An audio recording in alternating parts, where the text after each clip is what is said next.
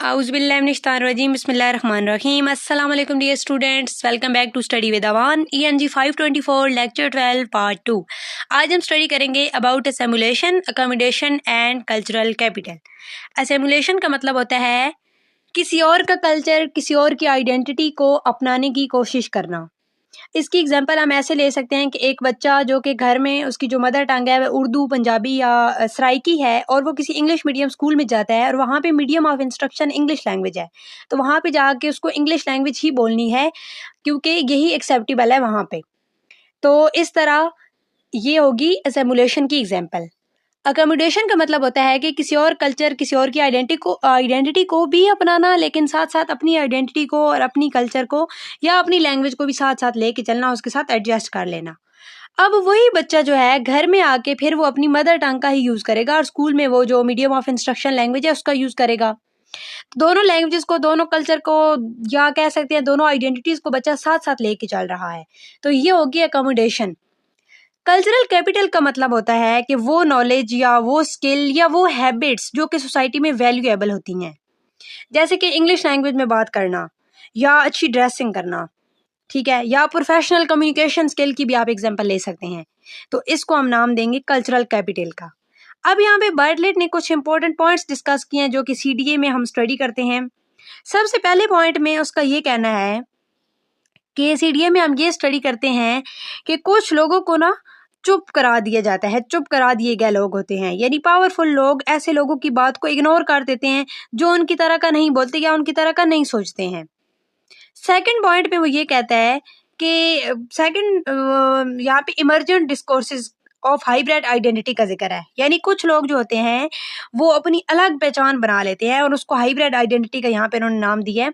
जैसे एक स्टूडेंट जो है वो स्कूल में इंग्लिश सीखकर अपने आइडियाज को नए तरीके से एक्सप्रेस करना शुरू कर देता है, तो उसको हाइब्रिड आइडेंटिटी का नाम देंगे और वो वहाँ पे फिर वैल्यूएबल होगा। थर्ड में इन्होंने ये बात की है कि अपनी जुबान में ट्रांसलेट करना, यानी लोकल लोग जो होते हैं वो मीडिया या टेक्स्ट बुक को ना, जैसे अब मैं आपको लेक्चर दे रही हूँ, ठीक है, पहले मैंने इसको इंग्लिश में पढ़ा, अंडरस्टैंड किया और फिर मैं इसको आसान और अंडरस्टैंडेबल बनाने के लिए उर्दू में आपको एक्सप्लेन कर रही हूँ। तो इस तरह से जो टेक्स्ट बुक या किसी भी चीज़ को अपने इंटरेस्ट के मुताबिक दोबारा समझाए, यहाँ पे इन्होंने ये बात की है। फिर इन्होंने यहाँ पे फोर्थ पे ये पॉइंट डिस्कस किया है कि the micropolitical strategies of interpretation, resistance and the other discourses undertaken by speaker in face-to-face, institutional and interpersonal setting, कि लोग मीटिंग या क्लास में ओपनली डिसएग्री करते हैं या अल्टरनेटिवली आइडियाज पेश कर देते हैं, यानी अगर आप ऐसा कह रहे हैं तो ऐसा भी तो हो सकता है, इस तरह से। तो यहाँ पे फोर्थ पॉइंट में बेसिकली इन्होंने ये बात की है। अच्छा जी, नेक्स्ट है हमारे पास topic 56, PDA in education and social activism. In education, the term PDA can be used to cover various progressive strands such as reading to learn program, critical applied linguistics, and moves towards a more inclusive curriculum design. इसमें ऐसी जुबान और तरीक़ों का analysis किया जाता है जो लोगों को एम्पावर करते हैं, उनको चेंज लाने में मदद देते हैं, स्पेशली स्कूल और सोशल इश्यूज़ में। अब यहाँ पे कुछ लोगों के काम का जिक्र है, जैसे रॉजर्स और मोज़ले वेट्सल ने यहाँ पे स्कूल की एग्जांपल दी हुई है, एक वर्कशॉप की एग्जांपल दी हुई है जिसमें टीचर्स को और स्टूडेंट्स को बोलने का मौका दिया जाता है और यहाँ पे ये टीचर को एक चेंज एजेंट के तौर पे देखते हैं, क्योंकि टीचर का काम सिर्फ पढ़ाना नहीं होता बल्कि वो सोसाइटी में बेहतरी भी ला रहा होता है। फिर यहाँ पे इन्होंने स्कॉलन का जो कॉन्सेप्ट था उसको हाईलाइट किया। स्कॉलन का ये कहना है कि ये एक ऐसा प्रोसेस होता है PCDA जिसमें एक्सपर्ट्स जो होते हैं वो पब्लिक पॉलिसी बनाने में आम लोगों की राय ले रहे होते हैं। अब जब वो आम लोगों की राय लेंगे तो उसमें क्या होगा, अच्छा इस पे रॉजर्स ने फिर रोशनी डाली है।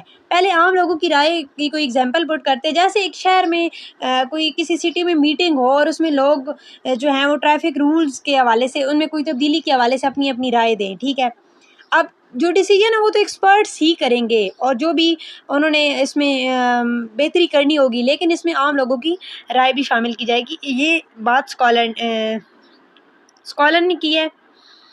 रॉजर्स का ये कहना है कि जब हम अपनी कोई जो नैरेटिव्स होते हैं, अपनी कहानियाँ होती हैं ना, वो जब जिस तरह ऊपर मैंने आम लोगों की राय का जिक्र किया। तो वो जब पेश करते हैं तो इस तरह जो उनकी राय होती है वो बाज़ औक़ात डोमिनेट लोग जो होते हैं उनकी राय को चैलेंज भी कर रही होती है।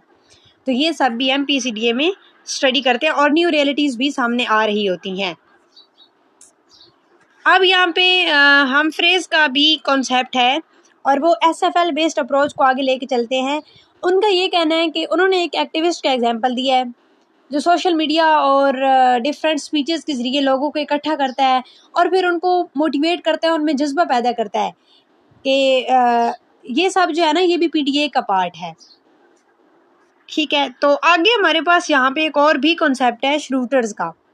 Schroeder's celebration of dystopic through her examination of punk culture as a site that nourishes a critical distance from and critical attitude toward a hegemonic discourse। अच्छा, इसने यहाँ पे पंक कल्चर के ज़रिए दिखाया है कि कैसे म्यूज़िक और लिरिक्स पावरफुल लोगों के अगेंस्ट बोलते हैं। ठीक है, जैसे एक सॉन्ग हो जो रेसिज्म के अगेंस्ट हो, इस तरह वो लोगों को सोचने पे मजबूर कर सकता है। अब डायरेक्ट सॉन्ग पे तो पाबंदी नहीं लगा सकते ना डोमिनेट ग्रुप्स, तो सॉन्ग्स के ज़रिए, म्यूज़िक के ज़रिए और इस तरह शायरी के ज़रिए भी हम डोमिनेट ग्रुप्स पे क्रिटिसिज्म कर सकते हैं।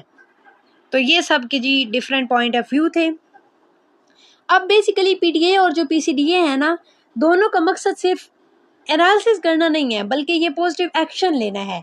यानी लोगों को किस तरह से बोलने का हक दिया जा सकता है, उनकी आवाज़ को कैसे समझा जा सकता है और किस तरह से सोसाइटी में बेहतरी लाई जा सकती है।